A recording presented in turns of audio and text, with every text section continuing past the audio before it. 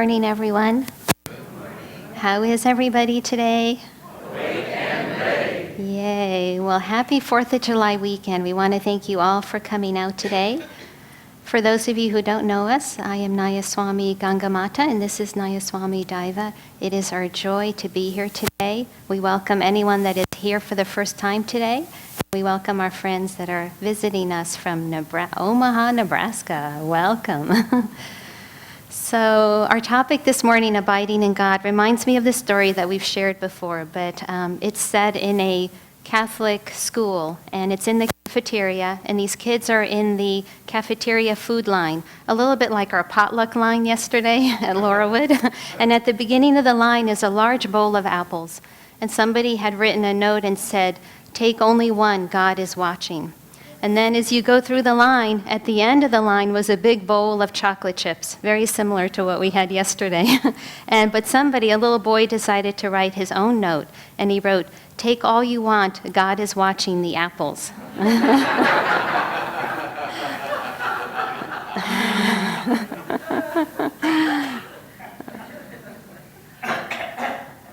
Our topic today is really the heart of the spiritual path. When Jesus said, "I am the vine, and ye are the branches," he's talking about that incredible power, that incredible blessing that flows from the guru to the disciple.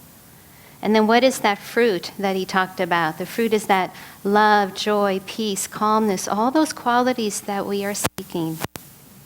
And how do we discover those qualities? How do we expand our perception of those qualities? It's one thing to know and to hear that we are children of the light, that we are children of God. In our minds, we can hear that. We can read about it in a book.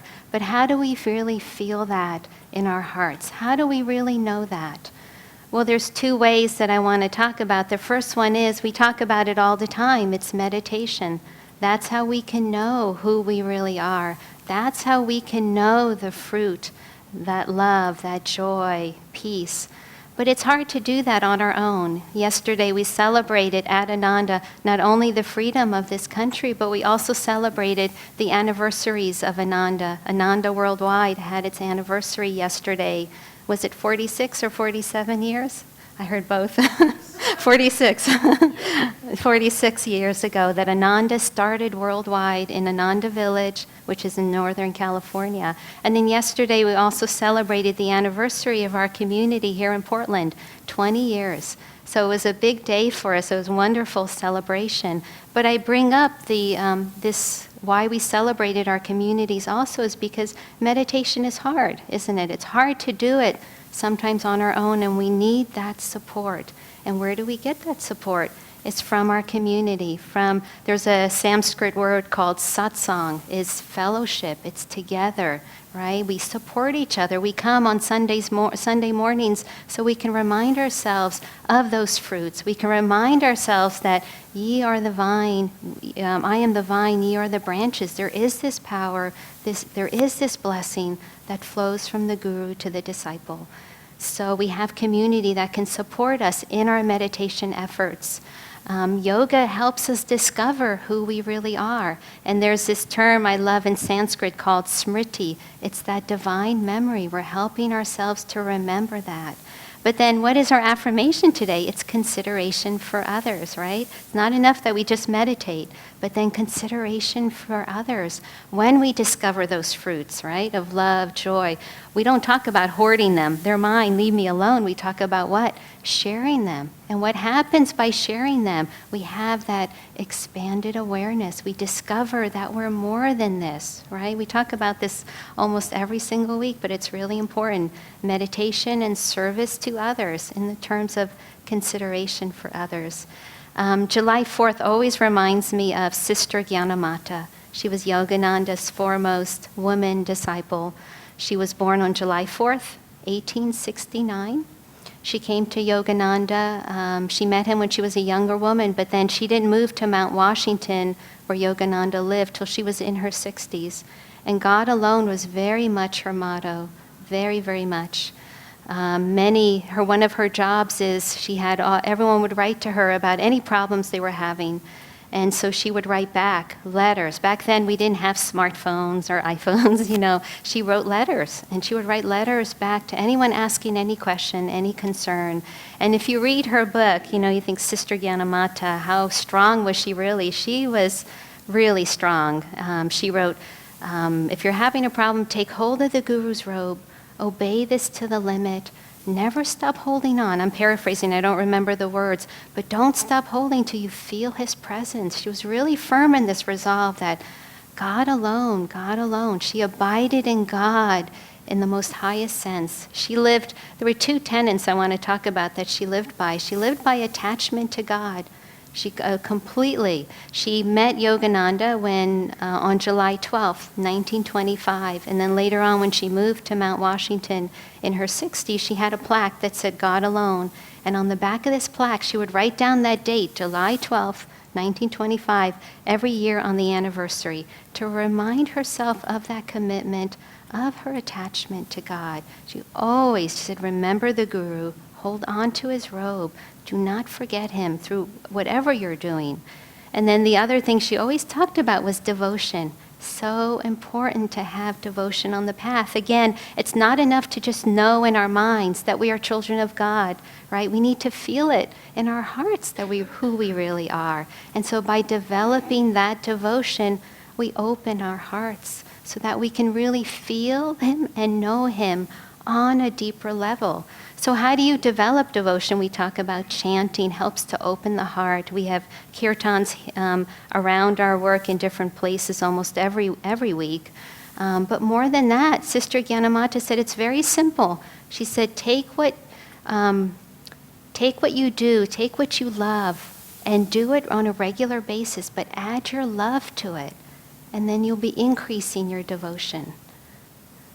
Take whatever comes naturally to you, okay? So if you love taking care of animals or plants or whatever, do it regularly. Offer all your love and devotion. Your devotion will begin to grow. And so by those two things, she never forgot God. She never forgot the Guru. Attachment to God and then developing devotion. She did that regularly. And here she devoted her life. As I said, she was in her 60s when she came to Mount Washington. At the end, we think, what do the saints know about our lives? They're realized, they know God. How do they know what I'm really going through? But if you read her book, she went through a lot of suffering on a physical level, and she talks about it. There's a chapter on suffering. And at the end of her life, here she's devoted her whole life to God and Guru. At the end of her life, she was struggling so much with her health, and she could barely walk across the room. And one of the younger sisters said, "Sister, how do you do it?" And she said, I just say to the Lord, you pick him up and I'll put him down. That's how I'll walk. You help me through this. You help me. She always remembered God, abiding in God, by remembering God. And at the end, I want to just end with these words that she said. At the end of her life, they asked her, what would you do now? If you could do your life over, if you could do something different, what would you do? And all she said was more and better. More and better. So let's remember as we're celebrating this weekend the freedom that we have to choose what we want to, how we want to live, how we can choose, what we want to study, what faith we want to have, how deep we want to go. Let's remember that freedom. Go for it. Remember God. Hold on to God. But with devotion, feel for God's presence in your heart. Meditate. Remember others. Love. Serve. Amen. Okay. I think I'll turn it over.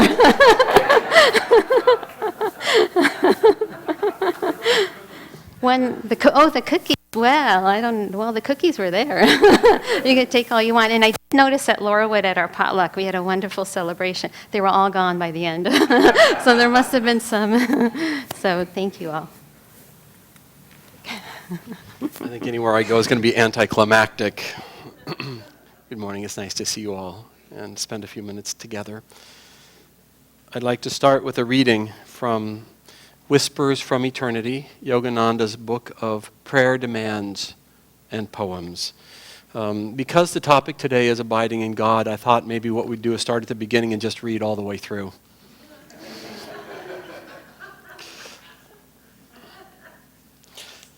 Let's do number 83. 83. Demand that through all tests and trials, the love of God may never fade. O Spirit, I care not if all sufferings come to me, or all things be taken away from me. I pray only that my love for thee never fade through my own negligence. May my love for thee burn brightly forever on the altar of my constant remembrance. Thank you.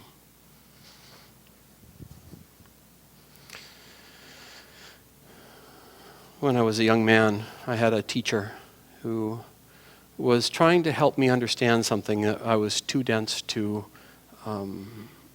understand the subtlety of. We were talking about freedom, and I think it was even focused on the 4th of July or something around that. I was saying that we have the freedom to do certain things, to do basically anything we want in this country.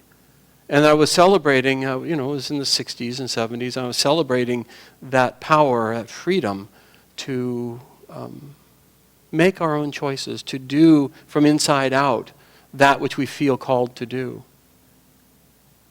But I was young and even denser than I am now and more self-involved.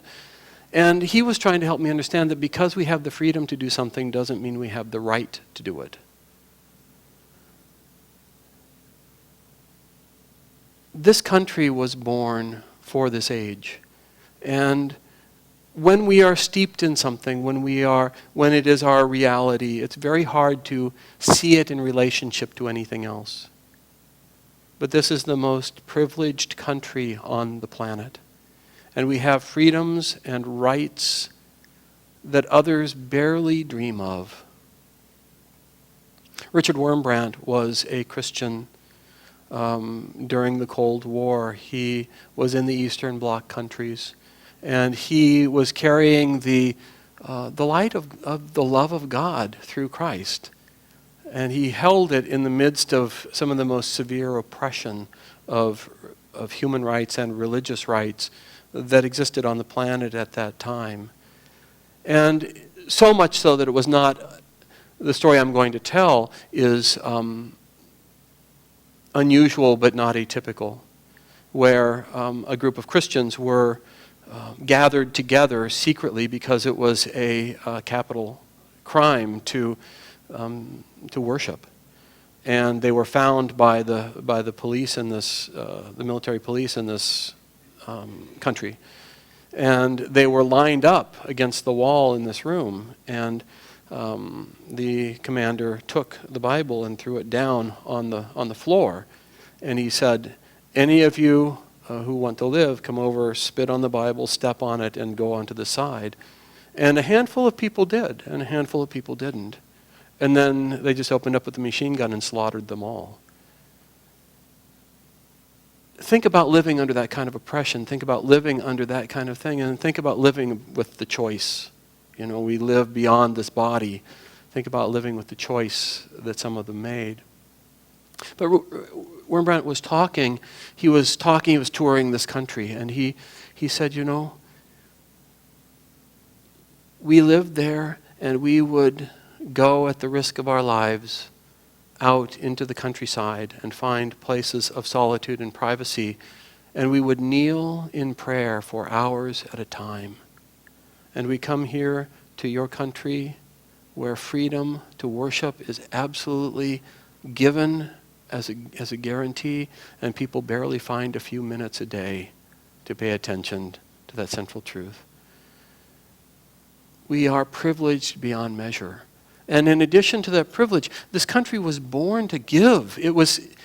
People came to the United States they came to this continent in search of religious freedom because they couldn't worship from inside themselves. And so they came to this continent and established colonies where they were free to worship from inside their own inclinations.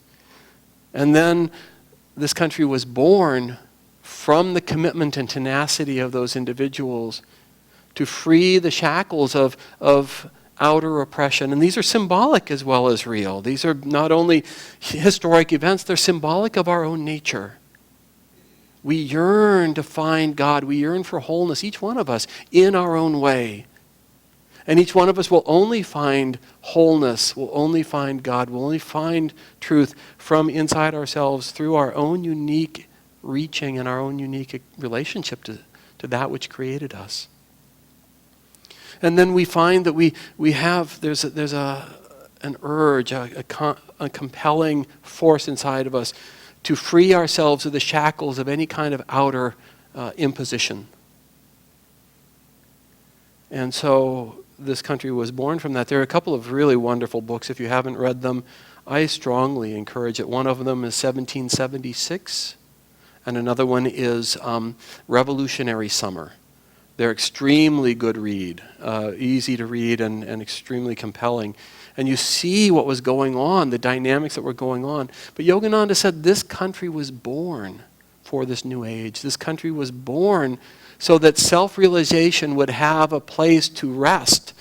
Because self-realization is the knowing, is the individual worship, not outwardly, but inwardly at the center of our own soul. Yogananda said of self-realization is the knowing in every part of body, mind, and soul.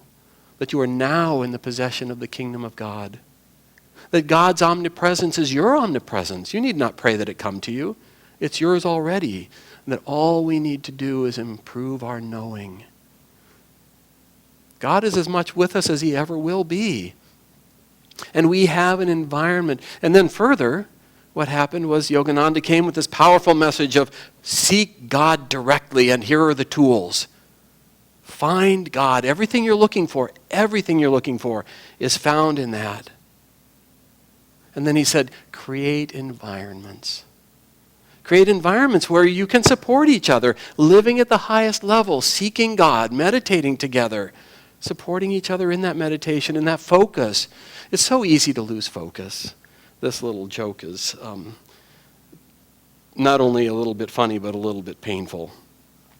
It was the minister who was, he was doing some work at the altar in the sanctuary, and he was just gazing at the altar, and he became inspired, and he started to feel the overwhelming grandeur of the presence of God.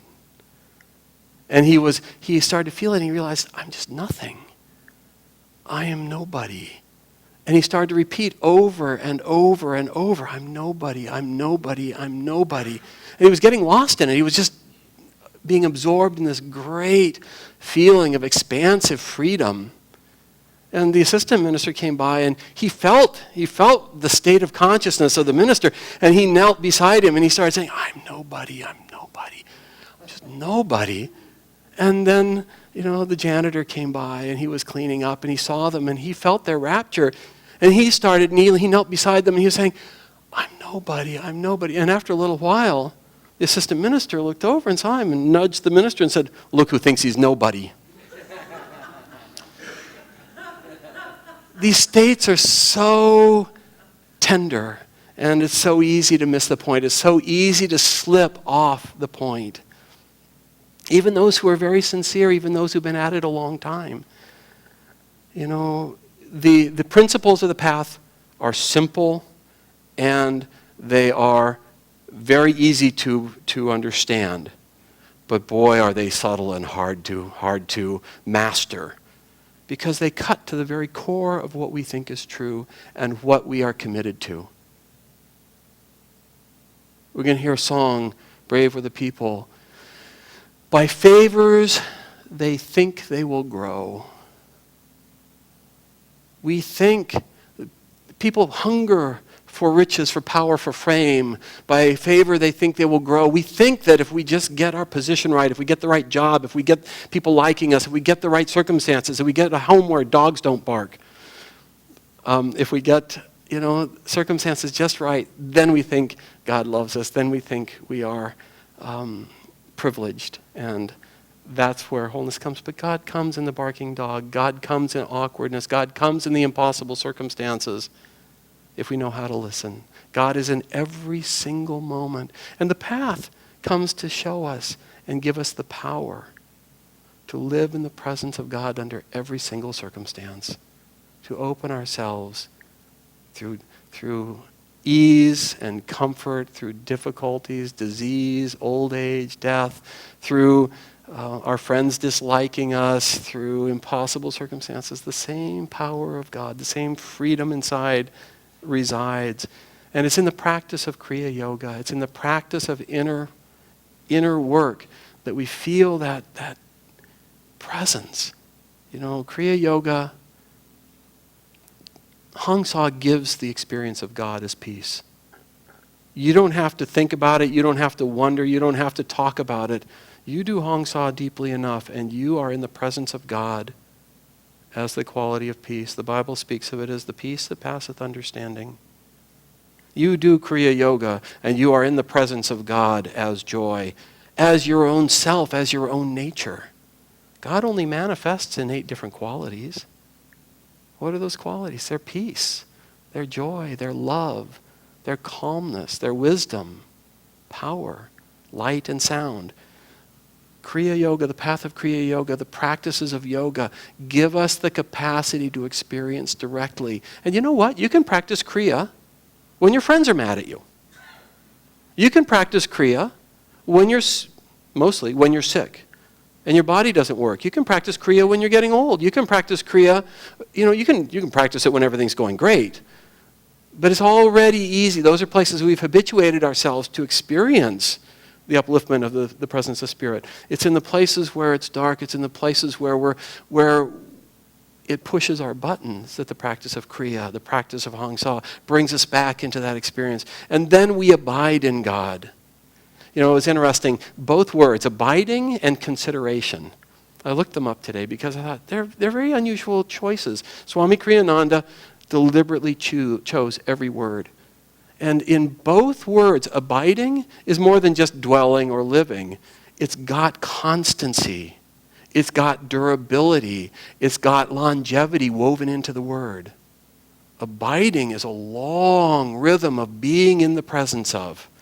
And consideration, he didn't say respect for others or kindness to others. It was consideration of others. Realities. Think about consideration. You have to consider. You have to go past just surface reactions. You have to go into the exploration of another reality. And in that consideration, you start to discover what? The presence of Spirit in others. So just as Ganga Mata was talking about, meditation and community, these are the gifts that we have. And they are the gifts of freedom. They are the gifts for which this country was born. Let's close our eyes and sit up straight in the posture of yoga and the posture of the presence of God and receptivity. And feel in our own hearts for that presence and for the courage and fortitude that it takes to live in the presence of God. Music?